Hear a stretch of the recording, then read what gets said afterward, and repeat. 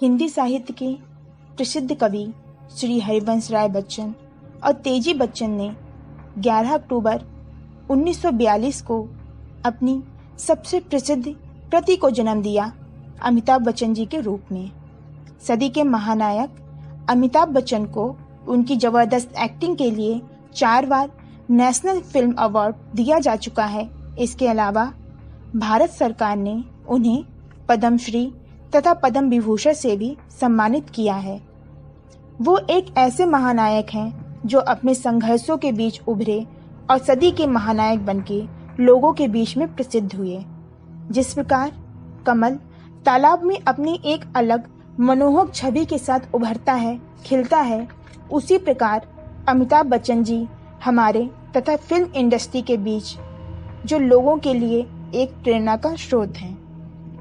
अमिताभ जी का जन्म उत्तर प्रदेश के इलाहाबाद शहर में हुआ। उनके पिताजी श्री हरिवंश राय बच्चन जी एक प्रसिद्ध कवि थे। इन्होंने अनेक कविताएं लिखी जिसमें मधुशाला अत्यधिक प्रसिद्ध है।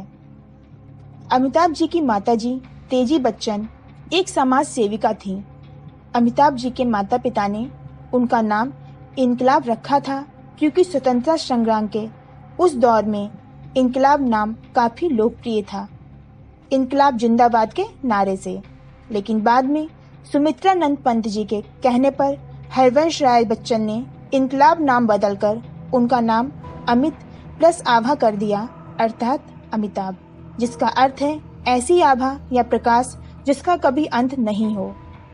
अमिताभ जी की प्रारंभिक शिक्षा सेंट मैरी स्कूल इलाहाबाद में हुई। उसके बाद उन्होंने नैनीताल में एक फेमस कॉलेज शेरवुड में एडमिशन ले लिया, जहां वे पढ़ाई के साथ ही साथ नाटकों में भी पार्टिसिपेट करते थे। उन्होंने अपनी ग्रेजुएशन दिल्ली से किया। उसके बाद उन्होंने अपने एक दोस्त के कहने पर इंडियन रेडियो में वॉइस नरेशन जॉब के लिए अप्लाई किया, जहां उनकी आवाज को मोटा तथा भद्दा बताकर उन्हें रिजेक्ट कर दिया गया था।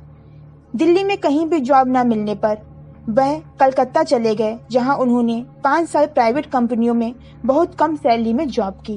वर्ष 1968 में वे अपने आप को फिल्मों में आजमाने के लिए बम्बई आ गए, जहां अमिताभ बच्चन को उनकी आवाज को मोटा तथा भद्दा बताकर रेडियो में जॉब नहीं मिली थी। वहीं फिल्मों में उनकी शुरुआत वॉइस नरेटर के तौर पर हुई। आनंद मूवी में उनकी एक्टिंग को बहुत पसंद किया गया। इसके लिए उन्हें film fair award for best supporting actor दिया गया। जंजीर फिल्म में अमिताभ जी ने अपना एंग्री यंग मैन का किरदार सबको दिखाया और इस फिल्म से वे रातों ही रात सुपरस्टार बन गए। इसके बाद उन्होंने कई सुपरहिट फिल्मों से दर्शकों का मनोरंजन किया, लेकिन तभी अचानक 26 जुलाई 1982 को कुली फिल्म की शूटिंग के दौरान वो गंभीर रूप से घायल हो गए।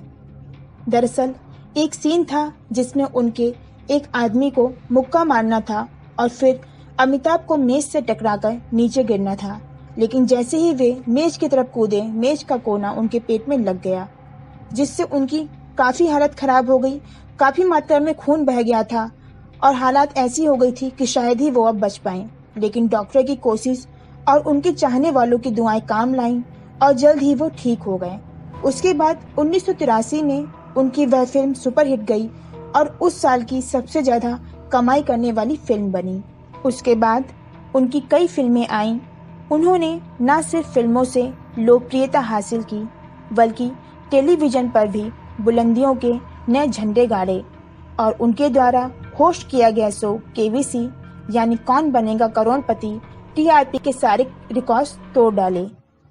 अमिताभ जी अपनी सबसे बड़ी उपलब्धि अपने पिताजी श्री हरिवंश राय बच्चन जी का पुत्र होना मानते हैं, क्योंकि वो कहते हैं पिताजी ने मेरे सभी फैसलों में मेरा साथ दिया था। सब मिला जुलाकर अमिताभ बच्चन जी हम सभी के लिए एक आदर्श हैं, जो कई दशकों से लोगों के दिलों पर राज करते आए हैं और आगे भी करते रहेंगे। उनका नाम सबके दिलों में एक अमिट छाप छोड़े हुए है, जो कभी ना मिटने वाला है। आपका कीमती समय देने के लिए आपका बहुत धन्यवाद। अगर आपको वीडियो पसंद आई हो तो वीडियो को लाइक करिए, ज़्यादा से ज़्यादा शेयर करिए। साथ ही अगर आप हमारे चैनल पर नए हैं तो चैनल को सब्सक्राइब कर लीजिए, बेल आइकन का बटन दबा दीजिए, जिससे आगे आने वाली जो भी वीडियोज हैं उनका नोटिफिकेशन आपको टाइम से मिल सके। तो फ्रेंड्स, मिलते हैं अगली वीडियो में। तब तक अपना ध्यान रखिए, खुश रहिए। Thank you.